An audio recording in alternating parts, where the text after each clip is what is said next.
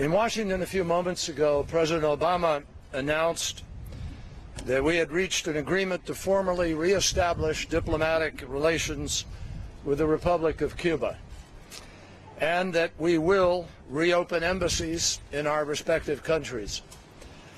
Later this summer, as the President announced, I will travel to Cuba to personally take part in the formal reopening of our United States Embassy in Havana.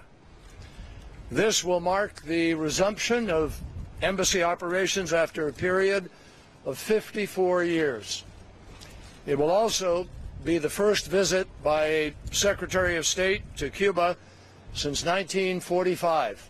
The reopening of our embassy, I will tell you, is an important step on the road to restoring fully normal relations between the United States and Cuba. Coming a quarter of a century after the end of the Cold War, it recognizes the reality of the changed circumstances, and it will serve to meet a number of practical needs. The United States and Cuba continue to have sharp differences over democracy, human rights, and related issues, but we also have identified areas for cooperation that include law enforcement, safe transportation, emergency response, environmental protection, telecommunications, and migration. The resumption of full embassy activities will help us engage the Cuban government more often and at a higher level. And it will also allow our diplomats to interact more frequently and, frankly, more broadly and effectively with the Cuban people. In addition, we will better be able to assist Americans who travel to the island nation in order to visit family members or for other purposes. This transition, this moment of history, is taking place because President Obama made a personal, fundamental decision to change a policy that didn't work and that had been in place not working for far too long. I believe that's leadership, and I appreciate that leadership. And President Castro felt similarly that it was time for a change. Both leaders agreed that concentrating on the issues and possibilities of the future is far more productive than remaining mired in the past. And I would say, as we look at the world today, with conflicts that we see, and even these negotiations taking place here in Vienna, it is important for people to understand that things can change, that leadership can be effective and can make a difference. This step has been long overdue, and the response of the international community has reflected the relief and the welcoming that people all over the world feel for this step.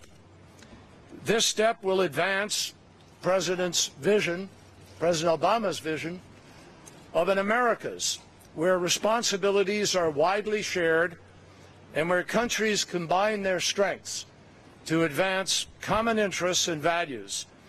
And we frankly also believe that this opening will help to change relationships in the region as a whole.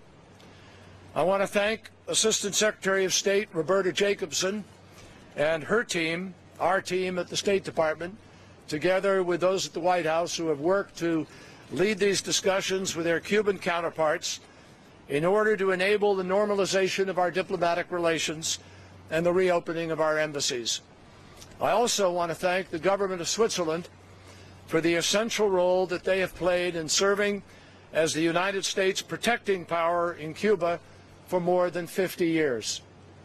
And finally, I want to acknowledge the efforts of many in the United States Congress, the Cuban American community, civil society, faith-based organizations, the private sector, and others throughout our country and beyond who have supported the start of a new chapter of relations between the United States and Cuba.